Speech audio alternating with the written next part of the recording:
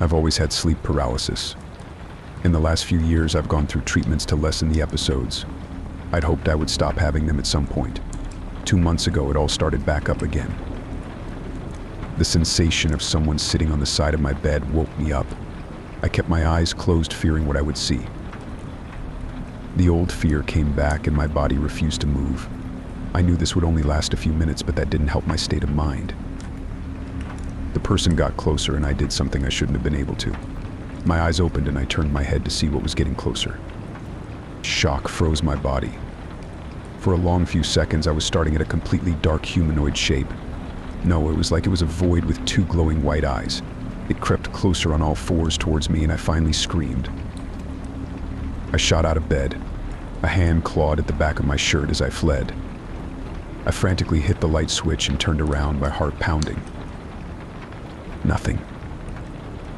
This wasn't like any kind of previous experience I've had, but it must have been just the same kind of sleep paralysis I've always dealt with. I refused to believe some sort of inhuman thing crawled onto my bed. Until it happened again. The second night, I didn't wake up until I felt a weight on my body. I was half asleep, so I didn't remember the night before at that moment. It all came rushing back when I saw the same void resting a head on my shoulder. I did what anyone would do in such a situation. I freaked out. I go out of bed, legs shaking and screaming. The thing reached out a hand and tightly wrapped it around my wrist. I felt something pop. By some miracle, I got away and turned on the lights. The signs of a struggle and the marks left on my wrist were the only thing that proved what I saw had been real. Over the next few hours, I didn't sleep and a large bruise formed on my wrist. It hurt so much that I wasn't able to move it for the rest of the day. I needed to figure something out. If I told people close to me, they would assume it was just the sleep paralysis or I wasn't in my right mind. I couldn't find much online, so I bought some sage from the local Wiccan store along with whatever they recommended. Normally, I didn't believe in crystals and things like that, but I was desperate. I kept all the lights on in the house. A migraine from the sage smoke crept behind my eyes as the day wore on. I'd barely slept in the past 2 days, so I eventually passed out after midnight. Sleeping with the lights on should have solved my problem. It did not. Well, again I felt someone crawling on the bed. I moved, startling to that thing on all 4s coming towards me. In a panic, I grabbed my blanket. Just before it landed on top of me with claws out, I wrapped the blanket around the dark shape and held it down tight against the bed. I did not have any kind of plan beyond that. I just hoped the fabric would have kept the claws away from my face. It struggled hard and I needed to wrap my arms around the bundle to keep it from escaping. It sounded pissed off. If it got out, then I was a goner. My arms became sore from the strain. When I thought it was all over, the struggle started to lessen. Did I suffocate it? Did it even need to breathe? What even is this thing? I had lots of time to think of questions with no answers. I didn't dare let go, fearing the monster would get free to eat my face off. I was still scared as hell, but it also felt awkward holding the bundle for hours. My body gave out near dawn and I foolishly nodded off. When I woke up, sunlight poured through the open curtains. The blanket was empty. I opened the pile of fabric. I saw rips and tears that should have been in my flesh. Now what? I couldn't live holding a monster every night. Who knows if I would be able to wrap it inside the blanket again. I packed a bag and fled to a hotel for a night, hoping it solved the problem. If I was lucky, my house was haunted. I couldn't function on so few hours of sleep every night. I would get fired from work or run my car off the road if this kept up. I waited until midnight in the cheap hotel room before I felt safe enough to drift off. The lights were still on and I brought an extra blanket just in case. My eyes opened around 3. I was relieved I hadn't seen any sign of that monster that night. Maybe my place really was the problem. Then the pile of blankets beside me moved. My heart nearly stopped when a pair of glowing white eyes peeked out, staring daggers into my soul. The message was clear without any words. Silently, I rolled over to carefully wrap an arm around the bundle. My chest was tight with fear, but the thing didn't make any threatening movements. It seems as if as long as I held this thing while it slept, I had bought myself some time. I don't think this monster even knew being held was something it liked until it happened by pure chance. Until I thought of a new plan, this needed to be good enough. 2 weeks passed with the nightly visitor coming by at random times during the night. It appeared under the blanket and woke me up with either a scratch or a nip. At least I was sort of getting some sleep. This wouldn't last forever, and soon enough that fact became clear. One night, the creature woke me up in the normal way. A small nip on my arm to announce its arrival. It was enough to draw blood, and I was getting tired of these minor injuries. The teeth came down again, harder the second time. I wasn't able to get the blanket around the creature before it bit down even harder. For a painful minute, I struggled to get free. I tore its teeth away and I fled to the bathroom to look over the damage. The wound freely bled and I prayed I didn't need stitches. This couldn't go on the way it had been. I was exhausted. Fear and short nights wore me down to the bone. I didn't know just how much longer this creature would hold back from eating me. I couldn't ditch it, and I didn't even know who to contact about something like this. A priest. Would one even listen to me? I did something I wasn't proud of. I decided to feed it.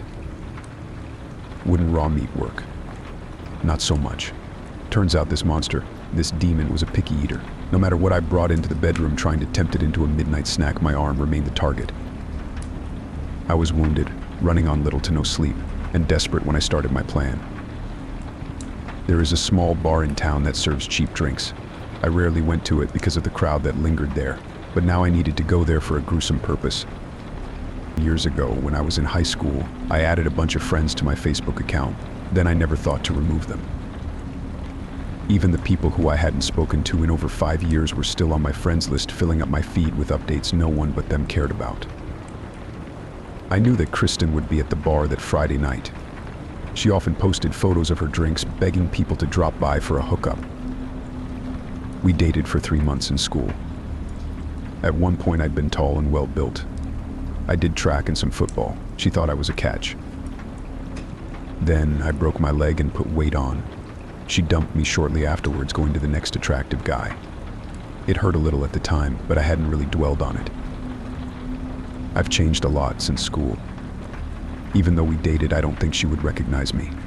The fact she was a little bit buzzed when I found her helped a little.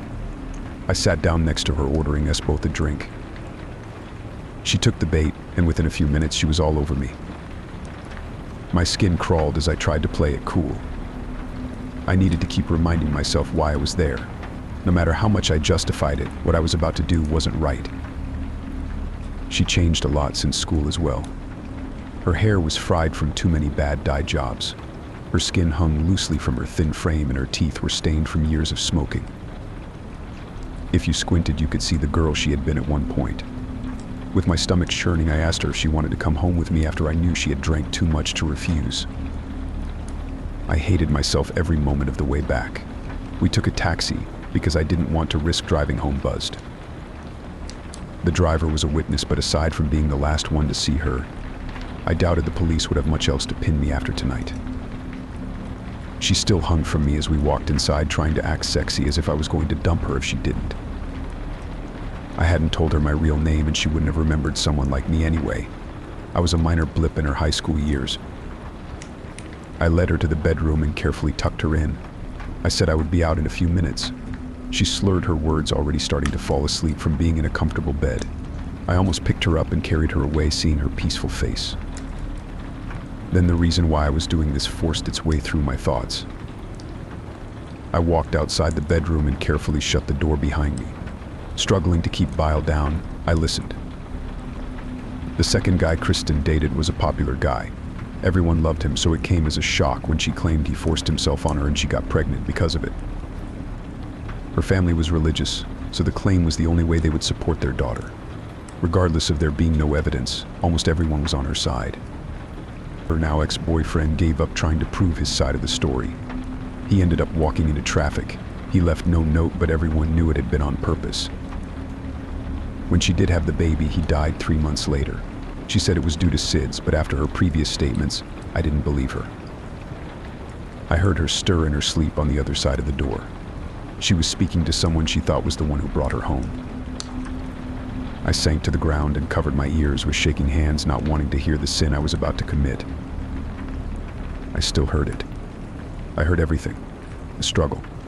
The screams. the bones breaking and flesh tearing. A horrible thought came to mind. Had she told the truth back in high school? And even if she wasn't innocent, did anyone deserve what was going on inside that room? The contents of my stomach came up. I ran to the bathroom to rid my body of everything I'd consumed that day. Dry heave turned into sobs as I sat on the cold bathroom floor.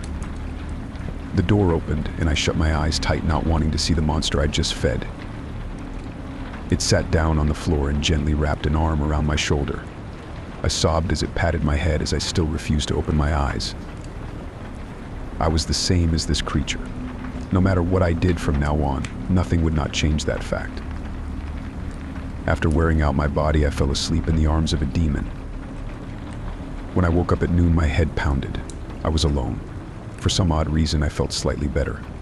Had I gotten rid of that thing for good? Was it only after a meal?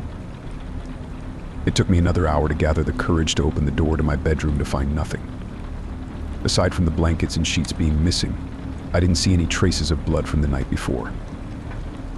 I really was losing it. Tomorrow, I swore to turn myself into a doctor before I hurt anyone else. Did I really hurt Kristen? Or was last night a delusion? I didn't have her number, but I did still have her on Facebook. I grabbed my phone to open the app that had forced its way onto my home screen. I scrolled down, praying to see anything from her in my feed. My hands were shaking too much to type in her name to find her profile. My heart stopped when a post came up. It was a photo of her cat in a carrier posted 4 hours ago. She said she was excited to move, but my knees fell out from under me and I sank to the floor. I've never been so relieved in my life. I don't know what caused the mental breakdown, but I was positive the past few weeks had been just that. I should have sought out a mental health specialist right then and there.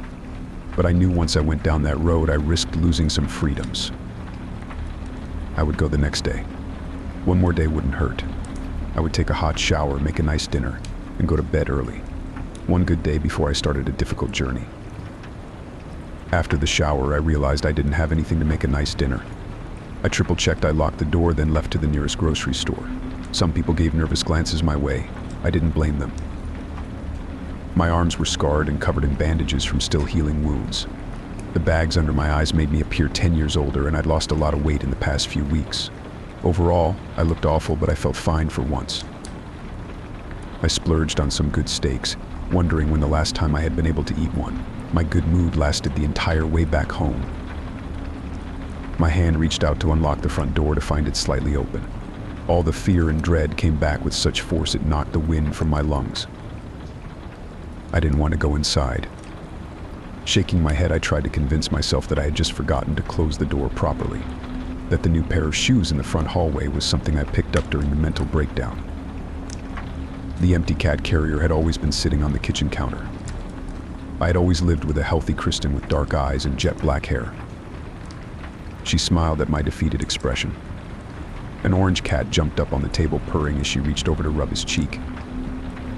For a moment, I thought the cat was in danger, but she wasn't a predator to cats. No, she preferred something else. I silently started dinner with her watching every move. She attempted to eat as if trying to be polite. She forced a few bites down, then got up to have a shower as I cleaned up. She had brought in a few bags of clothing while I was gone. New blankets had replaced the missing ones. The shower turned off and I sat on the couch running through my options for a few hours. The sun had long since set by the time I stood up to go inside the bedroom. She had been waiting the entire time. Moonlight came through the window, making her short white nightgown stand out. If I didn't know what she was, I would have found her beautiful. I picked up a small blanket off the end of the bed, then climbed next to her, ready to go back to our normal routine. Carefully, she pushed the blanket away, her hand taking my own. She guided it down to her stomach, a playful smile on her face. Her eyes flashed white. Not a single word was said, and yet I knew what she wanted. I hate myself. I let a demon get comfortable in my home. I let myself get so worn down I accepted her every wish. I killed a person I had no right to judge, and in a few months, I'll be the reason for another monster coming into this world. I may become the first meal for the new little monster. At this point, I think I deserve it. Until then, I'll do my best to just get a good night's sleep.